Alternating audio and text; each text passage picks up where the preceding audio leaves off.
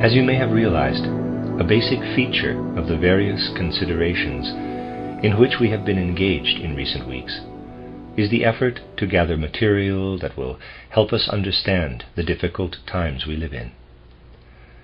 Such an understanding can only come about through a completely new way of looking at things.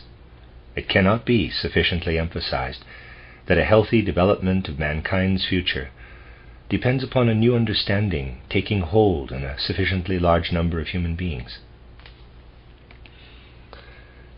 I should like these discussions to be as concrete as possible, in the sense in which the concept concrete, has been used in the lectures of past weeks.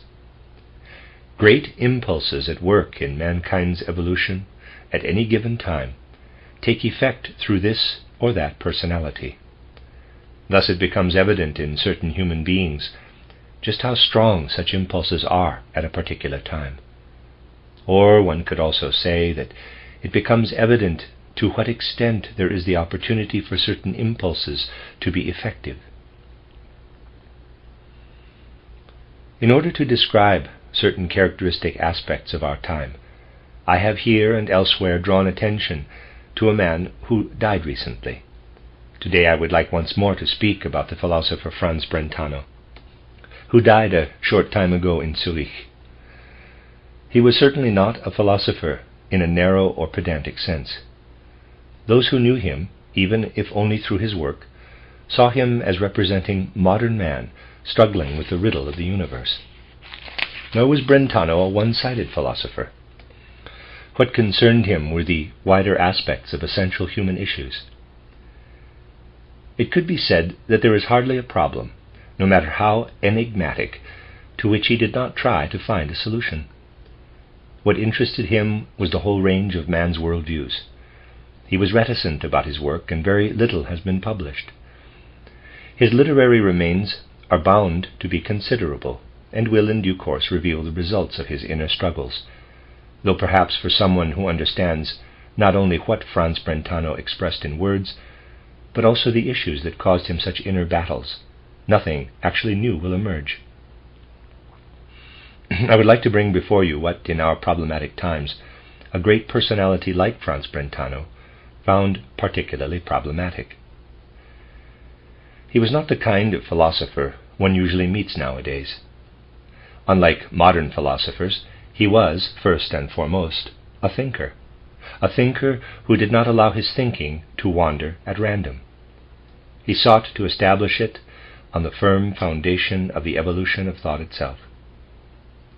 This led to his first publication, a book dealing with Aristotle's psychology, the so-called, quote, nous poetikos, close quote.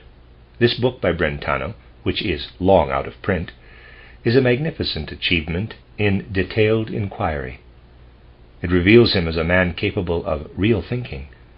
That is, he has the ability to formulate and elaborate concepts that have content.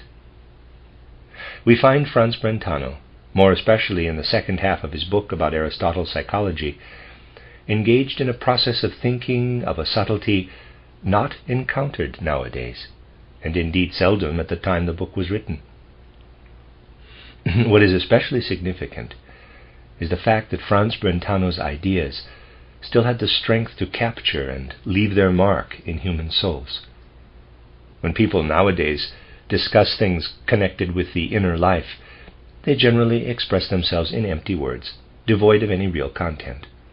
The words are used because historically they have become part of the language, and this gives the illusion that they contain thought, but thinking is not, in fact, involved. Considering that everywhere in Aristotle one finds a distinct flaring up of the ancient knowledge, so often described by us as having its origin in atavistic clairvoyance, it is rather odd that people who profess to read Aristotle today should ignore spiritual science so completely. When we speak today about ether body, sentient soul, intellectual soul, consciousness soul, these terms are coined to express the life of soul and spirit in its reality, of which man must again become conscious. Many of the expressions used by Aristotle are no longer understood. However, they are reminders that there was a time when the individual members of man's soul being were known. Not until Aristotle did they become abstractions. Franz Brentano made great efforts to understand these members of man's soul precisely through that thinker of antiquity, Aristotle.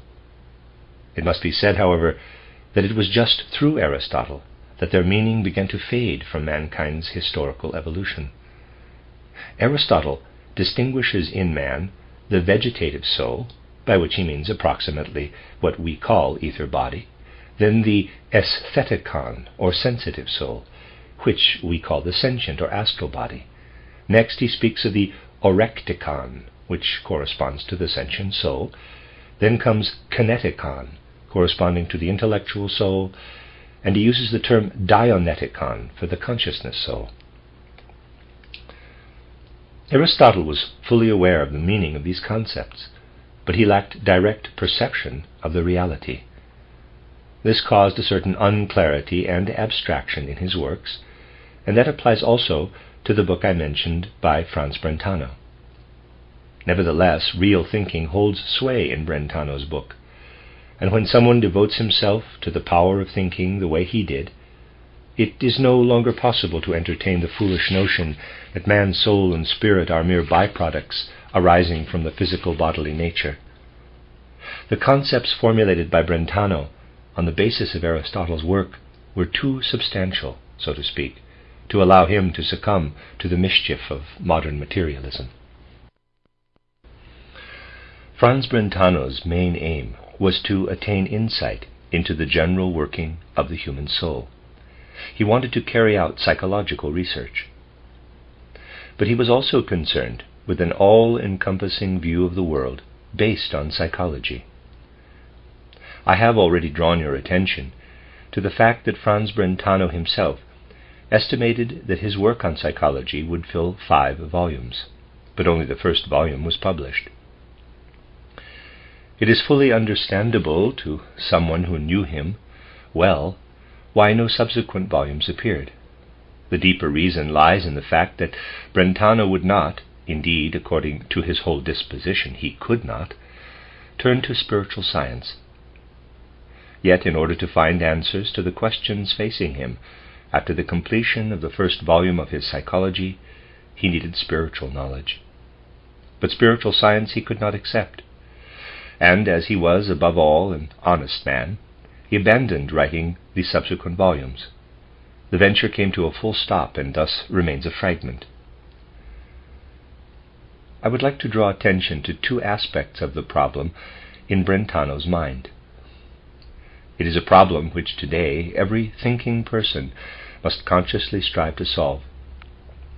In fact, the whole of mankind, insofar as people do not live in animal-like obtuseness, is striving, albeit unconsciously, to solve this problem. People in general are either laboring in one direction or another for a plausible solution, or else suffering psychologically because of their inability to get anywhere near the root of the problem. Franz Brentano investigated and pondered deeply the human soul. However, when this is done along the lines of modern science, one arrives at the point that leads from the human soul to the spirit. And there one may remain at the obvious and recognize the human soul's activity to be threefold, in that it thinks, that is, forms mental pictures, it feels, and it wills. Thinking, feeling, and willing are indeed the 3 members of the human soul. However, no satisfactory insight into them is possible unless through spiritual science a path is found to the spiritual reality with which the human soul is connected. If one does not find that path, and Franz Brentano could not find it, then one feels oneself, with one's thinking, feeling, and willing, completely isolated within the soul. Thinking, at best, provides images of the external, spatial, purely material reality. Feeling, at best, takes pleasure or displeasure in what occurs in the spatial physical reality. Through the will, man's physical nature may appease its cravings or aversions. Without spiritual insight, man does not experience, through his thinking, feeling, and willing, any relationship with a reality in which he feels secure, to which he feels he belongs. That is why Brentano said, quote, to differentiate thinking, feeling, and willing in a human soul does not help one to understand it, as in doing so one remains within the soul itself. He therefore divided the soul in another way, and how he did it is characteristic. He still sees the soul as threefold, but not according to forming mental pictures of thinking, feeling, and willing. He differentiates instead between forming mental pictures, judging or assessing, and the inner world of fluctuating moods and feelings. Thus, according to Brentano, the life of the soul is divided into forming mental pictures, judgments, and fluctuating moods and feelings. Mental pictures do not, to begin with, lead us out beyond the soul. When we form mental pictures of something, the images remain within the soul. We believe that they refer to something real, but that is by no means established. As long as we do not go beyond the mental picture, we have to concede that something merely imagined is also a mental picture. Thus, a mental picture, as such, may refer to something real or to something merely imagined.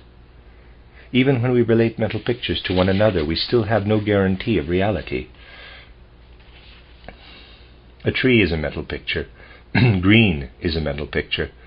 To say the tree is green is to combine two mental pictures, but that in itself is no guarantee of dealing with reality, for my mental picture green tree could be a product of my fantasy. Nevertheless, Brentano says, when I judge or make assessments, I stand within reality, and I am already making a judgment, even if a veiled one, when I combine mental pictures, as I do when I say the tree is green. In so doing, I indicate not only that I combine the two concepts, tree and green, but that a green tree exists. Thus I am not remaining within the mental pictures. I go across to existence.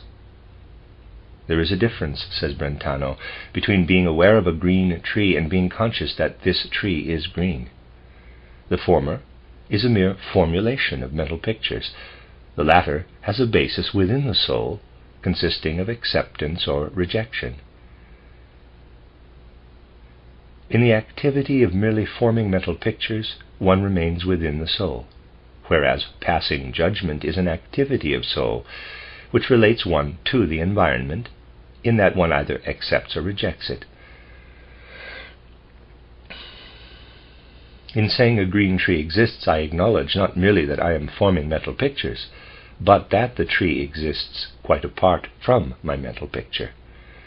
In saying centaurs do not exist, I also pass judgment by rejecting as unreal the mental picture of half-horse, half-man.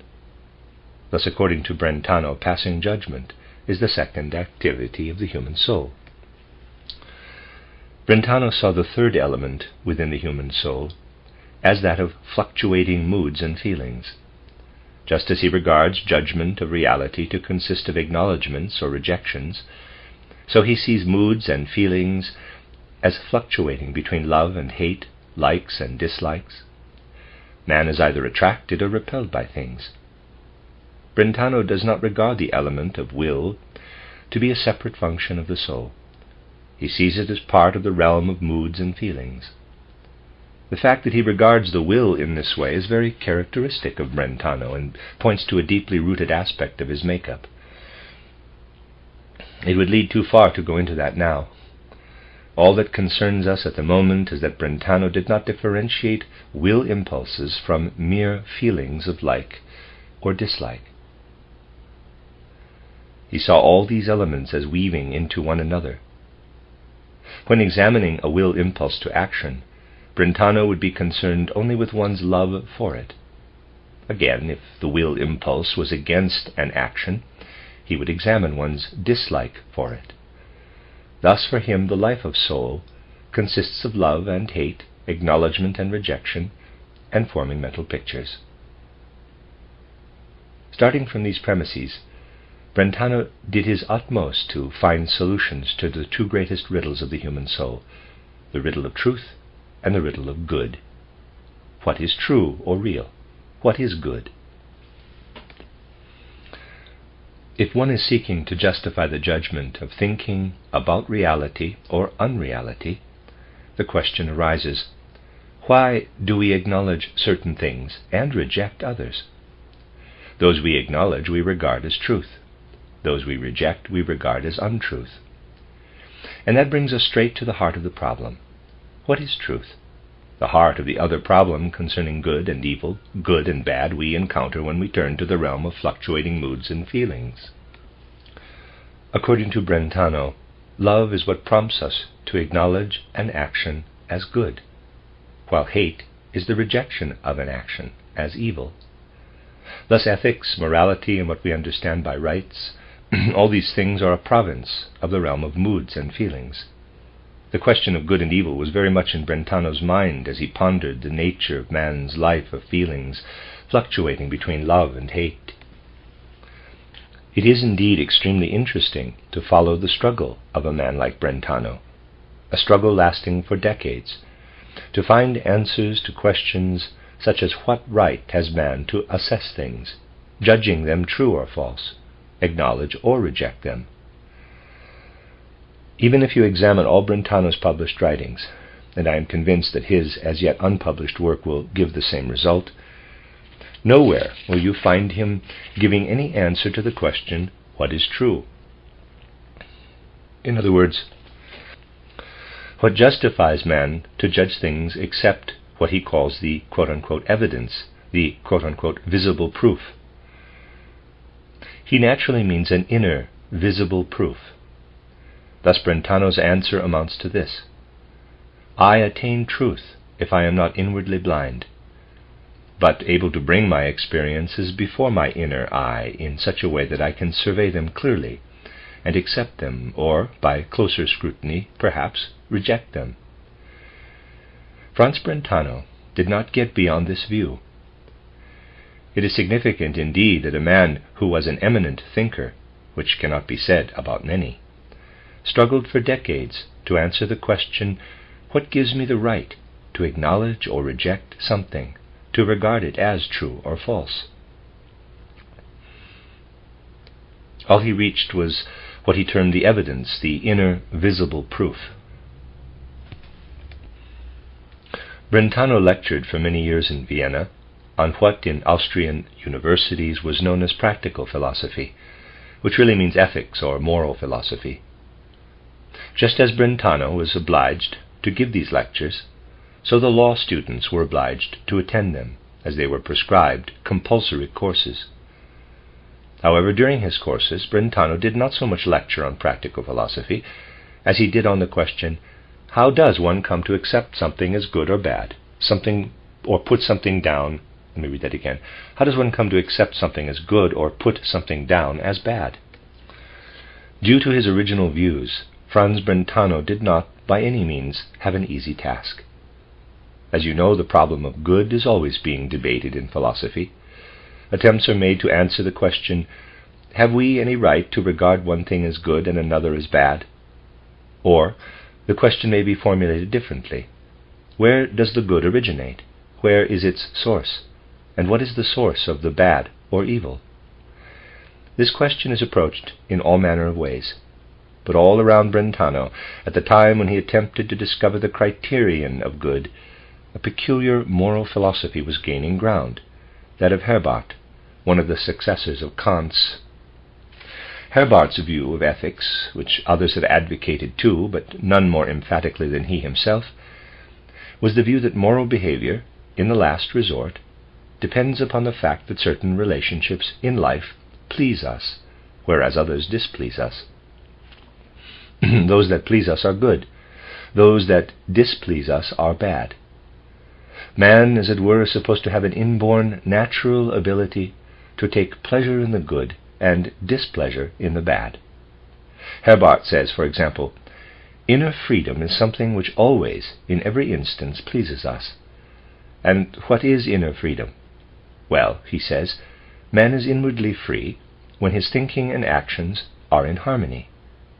This would mean, crudely put, that if A thinks B an awful fellow, but instead of saying so flatters him, then that is not an expression of inner freedom. Thinking and action are not in the harmony on which the ethical view of inner freedom is based. Another view on ethics is based on perfection. We are displeased when we do something we could have done better, whereas we are pleased when we have done something so well that the result is better, more perfect, than it would have been through any other action. Herbart differentiates 5 such ethical concepts. However, all that interests us at the moment is that he based morality on the soul's immediate pleasure or displeasure.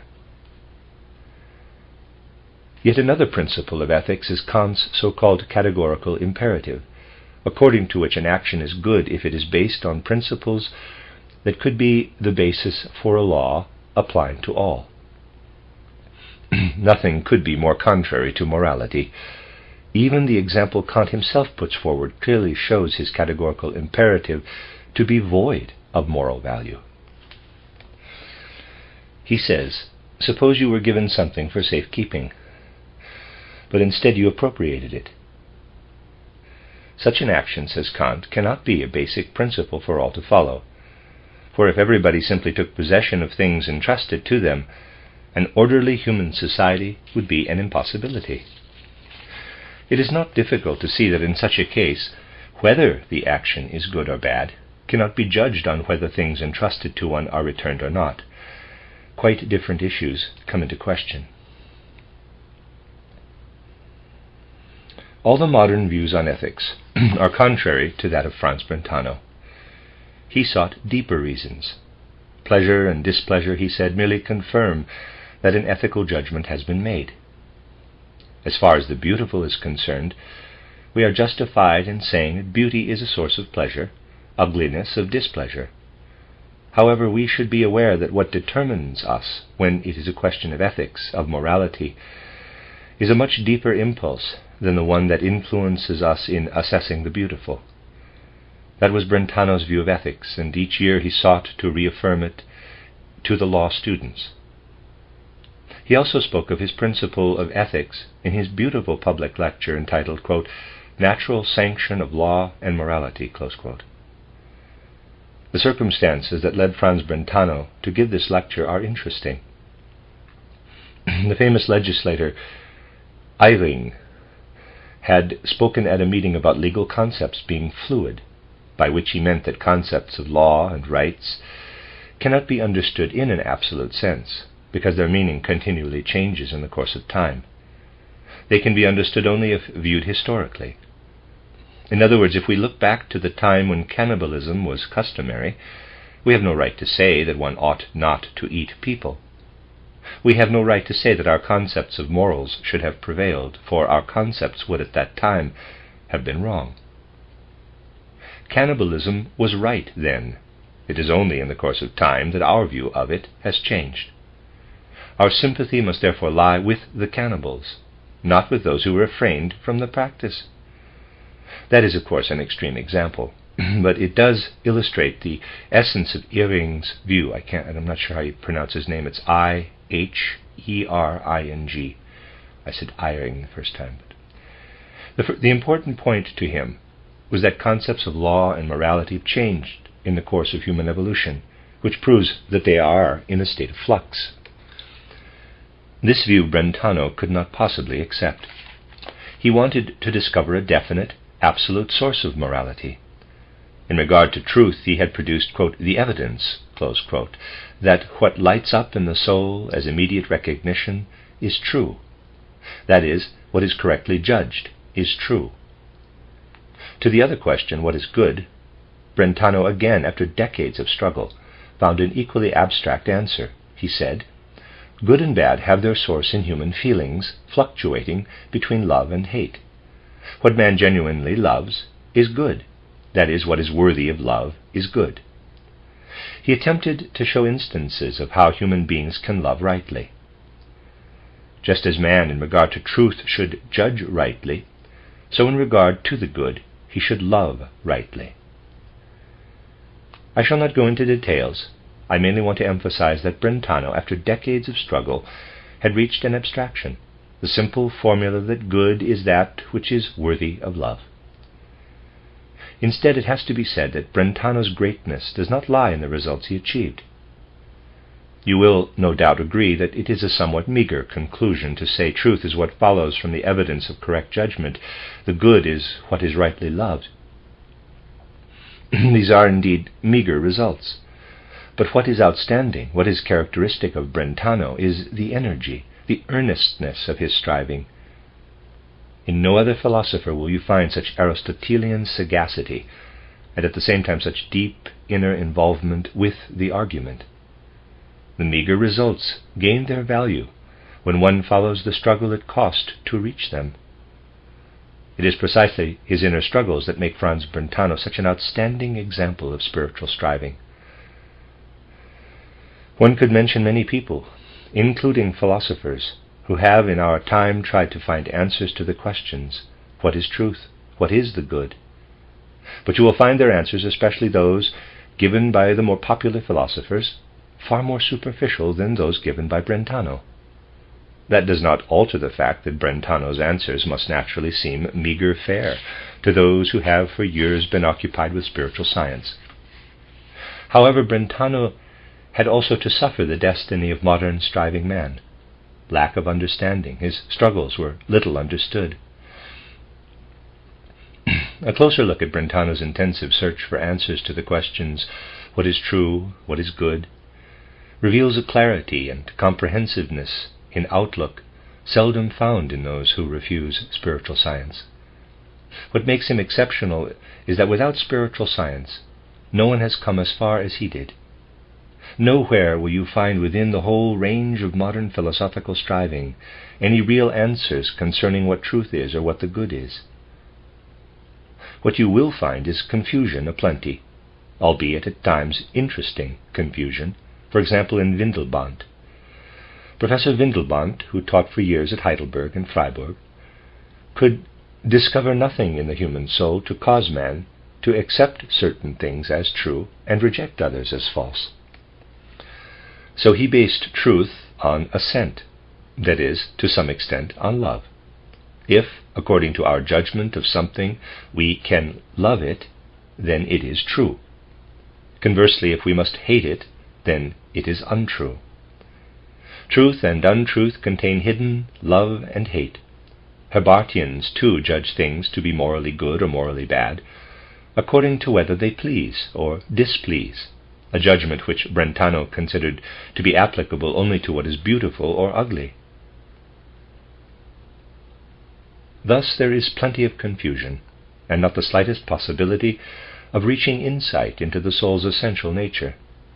All that is left is despair, which is so often all there is left after one has studied the works of modern philosophers. Naturally, they do pose questions and often believe to have come up with answers.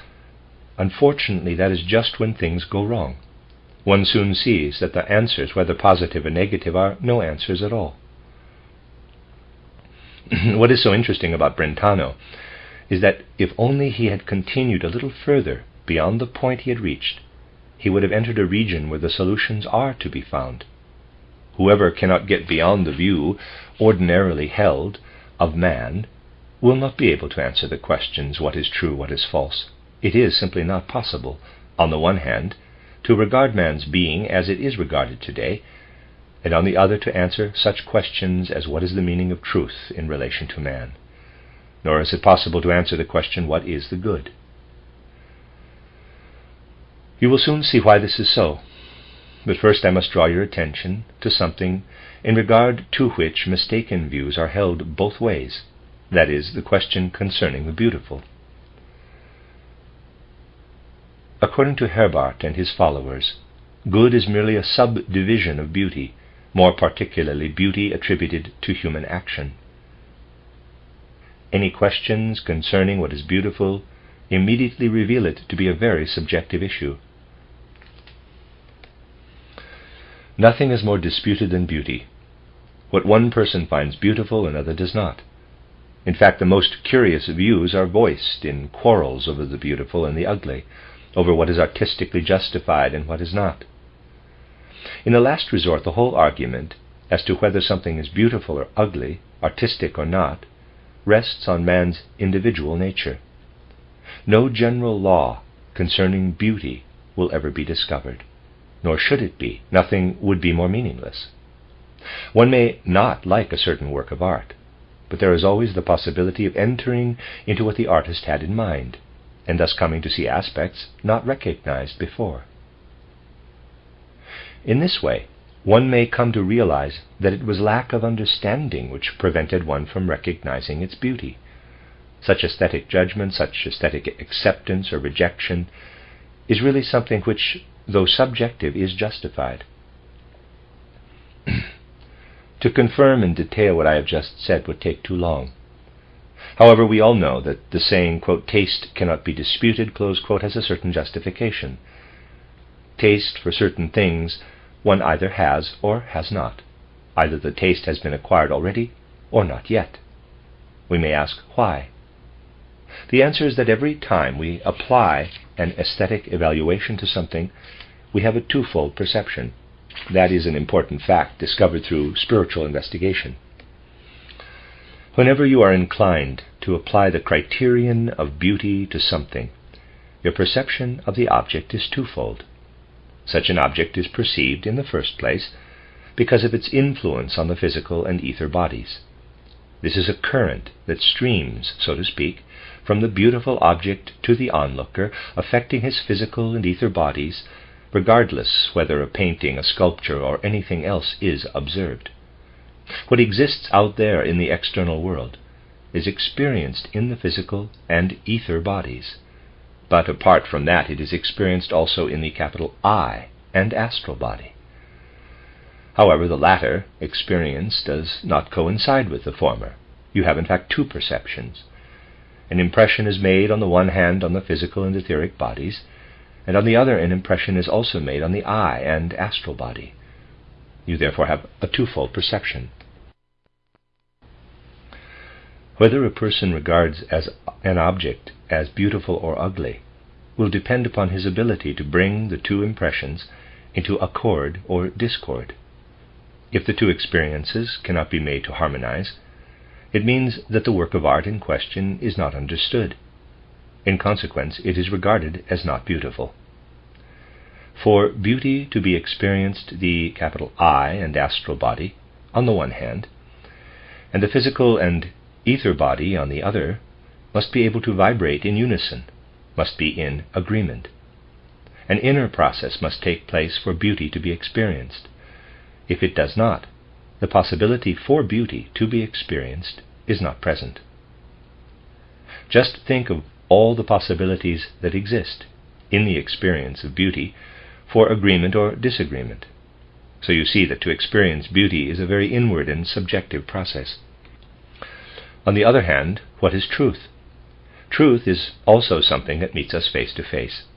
Truth, to begin with, makes an impression on the physical and ether bodies, and you, on your part, must perceive that effect on those bodies. Please note the difference. Faced with an object of beauty, your perception is twofold. Beauty affects your physical and ether bodies and also your I and astral body. You must inwardly bring about harmony between the two impressions. Concerning truth, the whole effect is on the physical and ether bodies, and you must perceive that effect inwardly.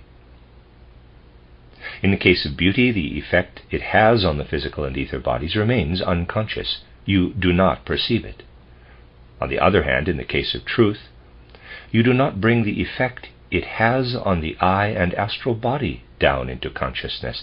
It vibrates unconsciously. What must happen in this case is that you devote yourself to the impression made on the physical and ether bodies and find its reflection in the I and astral body. Thus, in the case of truth or reality, you have the same content in the I and astral body as in the physical and ether bodies, whereas in the case of beauty you have two different contents. Thus the question of truth is connected with man's being insofar as it consists of the lowest members, the physical and ether bodies. Through the physical body, we participate only in the external material world, the world of mere appearance. Through the ether body, we participate solely in what results from its harmony with the whole cosmos. Truth, reality, is anchored in the ether body, and someone who does not recognize the existence of the ether body cannot answer the question, where is truth established? All he can answer is the question, where is that established which the senses reflect of the external world? Where is the world of appearance? What the senses reflect in the physical body only becomes full reality, only becomes truth, when assimilated by the ether body. Thus the question concerning truth can only be answered by someone who recognizes the total effect of external objects on man's physical and ether bodies. If Franz Brentano wanted to answer the question, what is truth? He would have been obliged to investigate the way man's being is related to the whole world through his ether body. That he could not do, as he did not acknowledge its existence. All he could find was the meager answer he termed, quote, the evidence, close quote. To explain truth is to explain the human ether body's relation to the cosmos.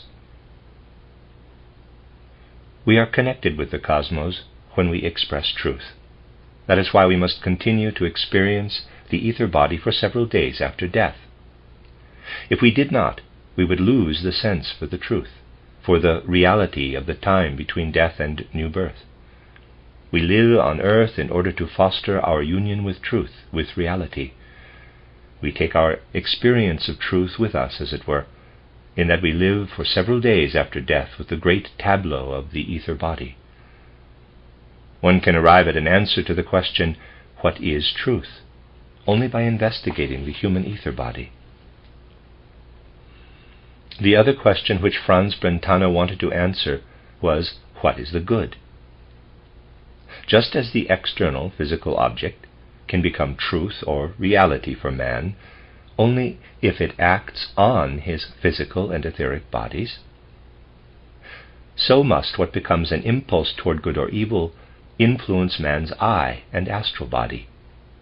In the I and astral body, it does not, as yet, become formulated into concept, into mental picture.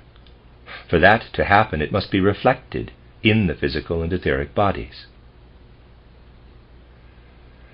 We have mental pictures of good and evil only when what is formless in the I and astral body is mirrored in the physical and etheric bodies. However, what expresses itself externally as good or evil stems from what occurs in the I and astral body. Someone who does not recognize the I and astral body can know nothing about where in man the impulse to good or evil is active. All he can say is that good is what is rightly loved, but love occurs in the astral body.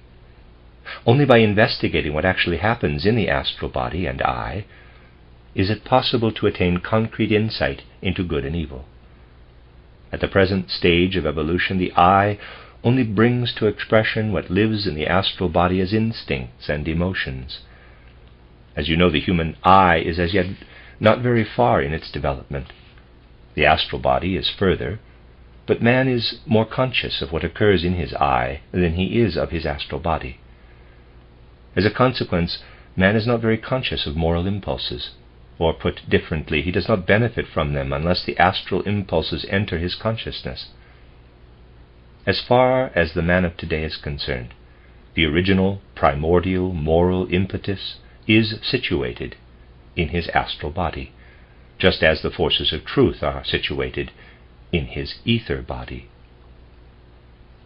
Through his astral body, man is connected with the spiritual world, and in that world are the impulses of good. In the spiritual world also holds sway what for man is good and evil, but we only know its reflection in the ether and physical bodies. So you see, it is only possible to attain concepts of truth, goodness, and beauty when account is taken of all the members of man's being. To attain a concept of truth, the ether body must be understood. Unless one knows that in the experience of beauty the ether and astral bodies distinctively vibrate in unison, the eye and physical body do too, but to a lesser degree, it cannot be understood. A proper concept of the good cannot be attained without the knowledge that it basically represents active forces in the astral body. Thus Franz Brentano actually came as far as the portal leading to the knowledge he sought. His answers appear so meager because they can be properly understood only if they are related to insight of a higher order.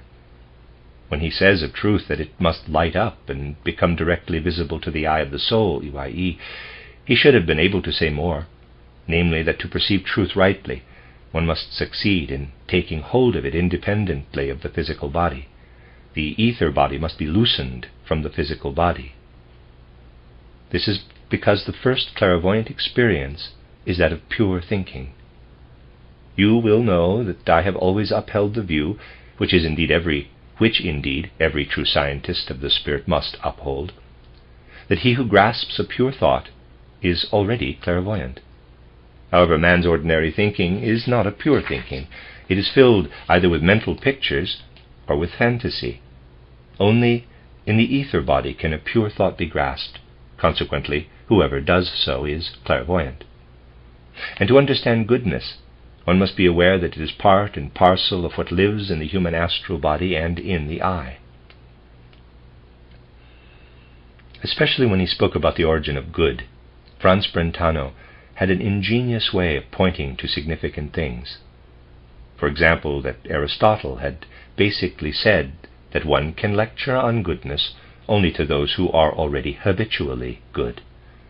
If this were true, it would be dreadful, for whoever is already in the habit of being good does not need lectures on it. There is no need to instruct him in what he already possesses. Moreover, if those words of Aristotle's were true, it follows that the converse is true also, that those not habitually good could not be helped by hearing about it. All talk about goodness would be meaningless. Attempts to establish ethics would be futile. This is also a problem to which no satisfactory solution can be found unless sought in the light of spiritual science. In general, it cannot be said that our actions spring from pure concepts and ideas. But as those who have studied titled The Philosophy of Freedom will realize, only an action that springs from a pure concept, a pure idea, can be said to be a free action, a truly independent action. Our actions are usually based on instincts, passions, or emotions, only seldom, if ever, on pure concepts.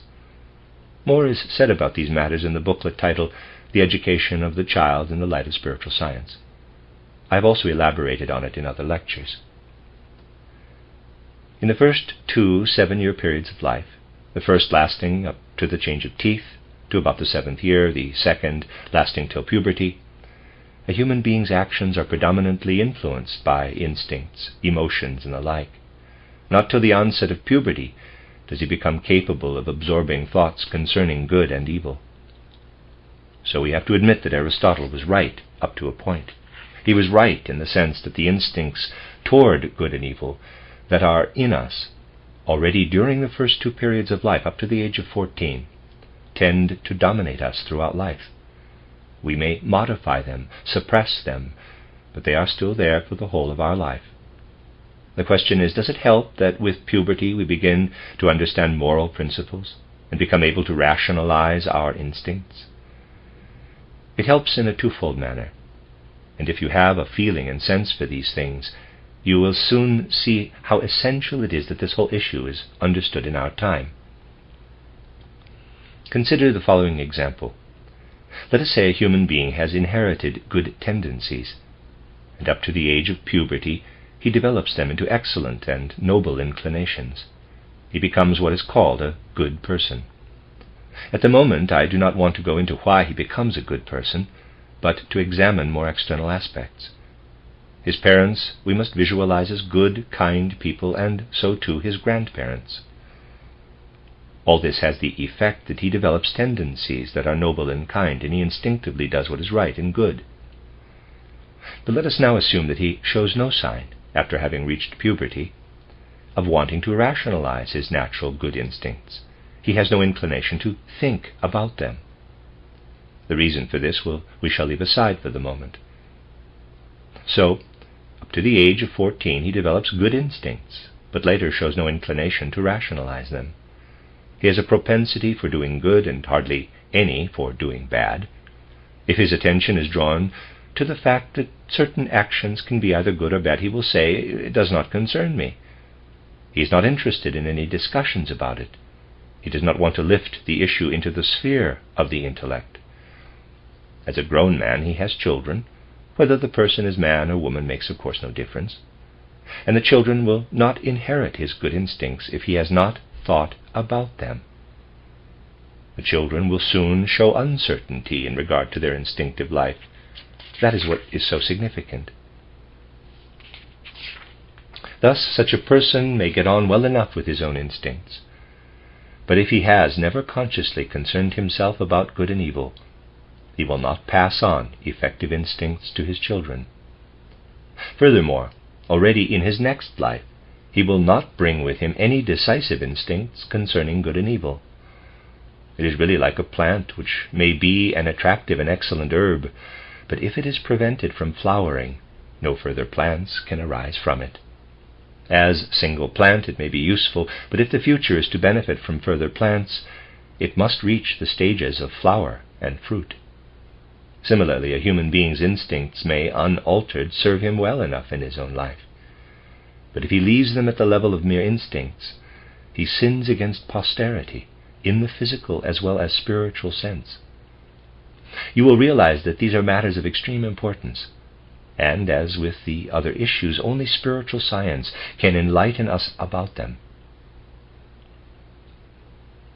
In certain quarters, it may well be maintained that goodness is due solely to instincts. Indeed, that can even be proved. But anyone who wants to do away with the necessity for thoughtful understanding of moral issues on this basis is comparable to a farmer who says, "I shall certainly cultivate my fields, but I see no point in retaining grains for next year's sowing. Why not let the whole harvest be used as foodstuff?" No farmer speaks like that, because in this realm the link between past and future is too obvious. Unfortunately, in regard to spiritual issues, in regard to man's own evolution, people do speak like that. In this area, great misconceptions continually arise because people are unwilling to consider an issue from many aspects. They arrive at a one-sided view and disregard all others. One can naturally prove that good impulses are based on instinct. That is not disputed. But there are other aspects to the matter. Impulses for the good are instincts active in the eye and astral body. As such, they are forces acting across from the previous life. Consequently, one cannot, without spiritual knowledge, come to any insight concerning the way human lives are linked together, either now or in the course of man's evolution. If we now pass from these more elementary aspects to some on a higher level, we may consider the following. On the average, people living today are in their second incarnation since the Christian chronology began.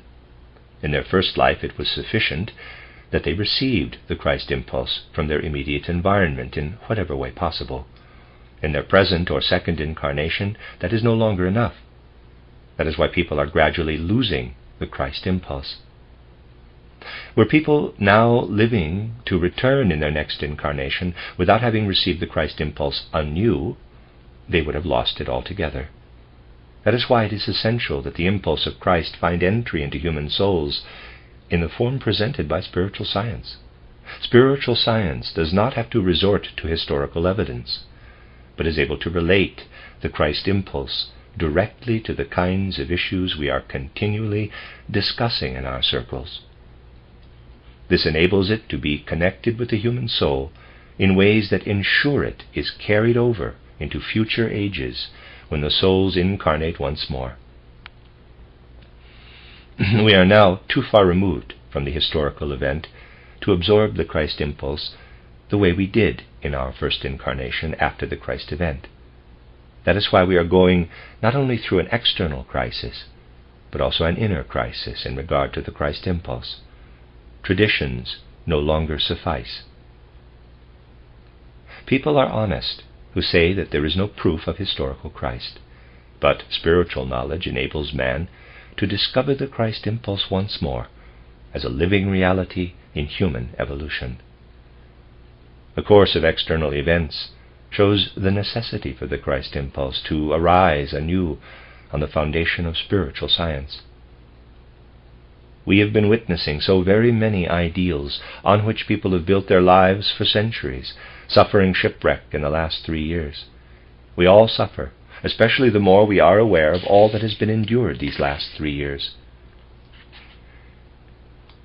If the question is asked, what has suffered the greatest shipwreck? There is only one answer: Christianity. Strange as it may seem to many, the greatest loss has been to Christianity. Wherever you look, you see a denial of Christianity. Most things that are done are a direct mockery of Christianity, though the courage to admit this fact is lacking. For example, a view widely expressed today is that each nation should manage its own affairs. This is advocated by most people, in fact by the largest and most valuable part of mankind. Can that really be said to be a Christian view? I shall say nothing about its justification or otherwise, but simply whether the idea is Christian or not. And is it Christian? Most emphatically it is not. A view based on Christianity would be that nations should come to agreement through human beings' understanding of one another. Nothing could be more unchristian than what is said about the alleged freedom, the alleged independence, which in any case is unrealizable, of individual nations. Christianity means to understand people all over the earth. It means understanding even human beings who are in realms other than the earth. Yet, since the mystery of Golgotha, not even people who call themselves Christian have been able to agree with one another, even superficially. And that is a dreadful blow, especially in regard to feeling for and understanding of Christianity. This lack has led to grotesque incidents like the one I mentioned of someone speaking about a German religion, German piety, which has as much sense as speaking about a German sun or a German moon. These things are, in reality, connected with far-reaching misconceptions about social affairs.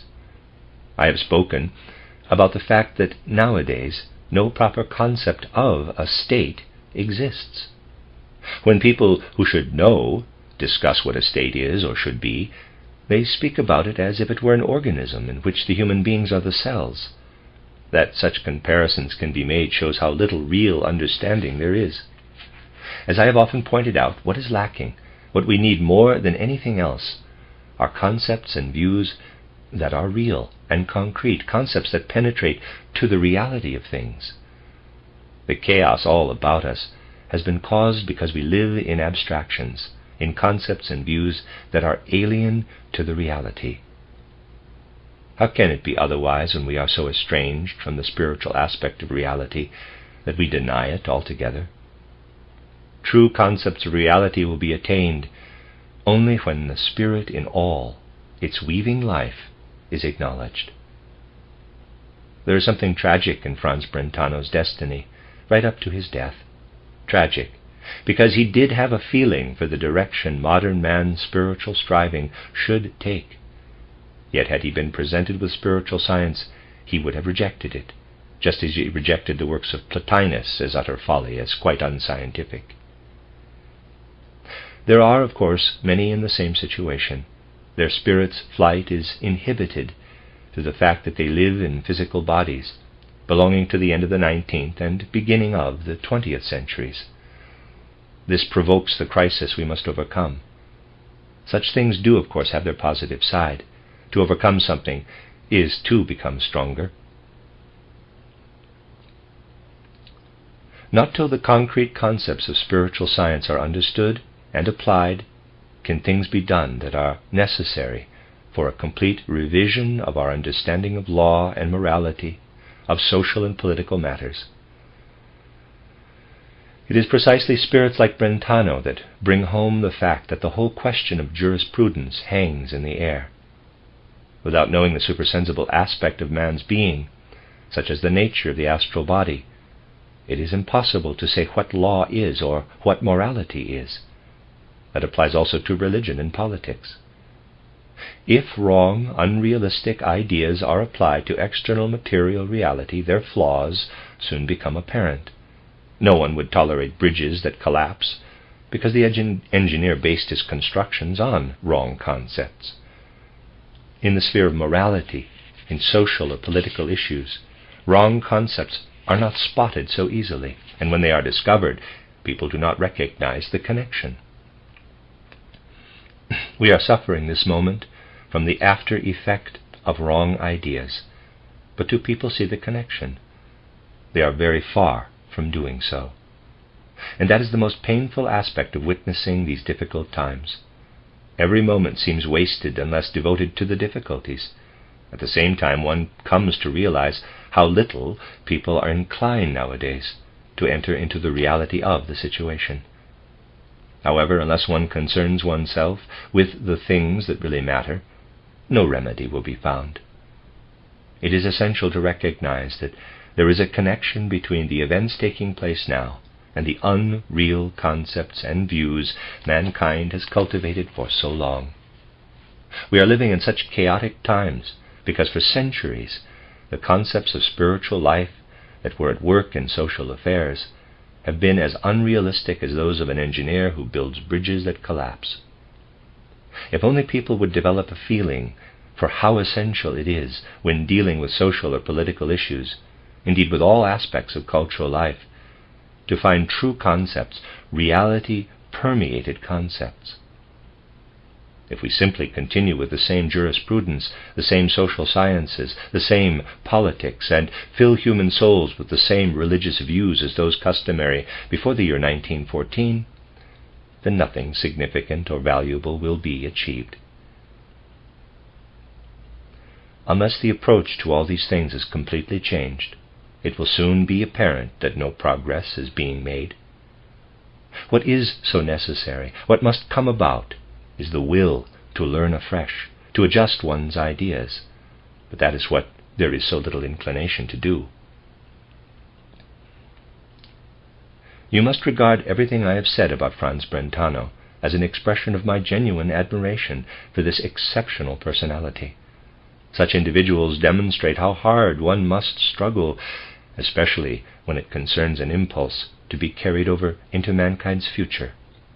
Franz Brentano is an extremely interesting personality, but he did not achieve the kind of concepts, ideas, feelings, or impulses that work across into future ages.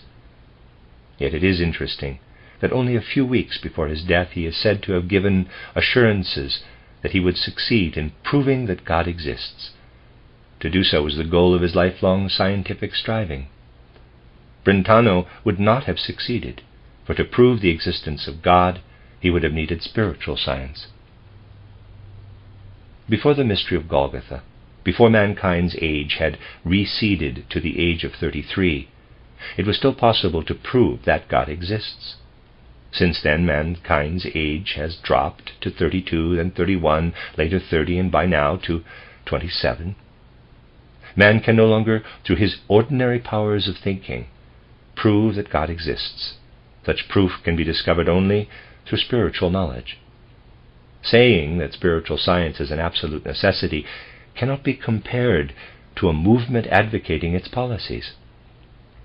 The necessity for spiritual science is an objective fact of evolution. Today I wanted to draw your attention once more to the absolute necessity for spiritual science and related philosophical questions. However, it will be fruitful only if you are prepared to enter into such questions. What mankind is strongly in need of at the present time is the ability to enter into exact, clear-cut concepts and ideas. If you want to pursue the science of the spirit, anthroposophy, theosophy, call it what you will, only with the unclear, confused concepts with which so much is pursued nowadays, then you may go a long way in satisfying egoistical longings, gratifying personal wishes. You will not, however, be striving in the way the present difficult times demand. What one should strive for, especially in regard to spiritual science, is to collaborate, particularly in the spiritual sense, to bring about what mankind most sorely needs. Whenever possible, turn your thoughts as strongly as you are able to the question, what are human beings most in need of? What are the thoughts that ought to hold sway among men, to bring about improvement and end the chaos? Do not say that others better qualified will do that. The best qualified are those who stand on the firm foundation of the science of the Spirit. What must occupy us most of all is how conditions can be brought about so that human beings can live together in a civilized manner. We shall discuss these things further next time.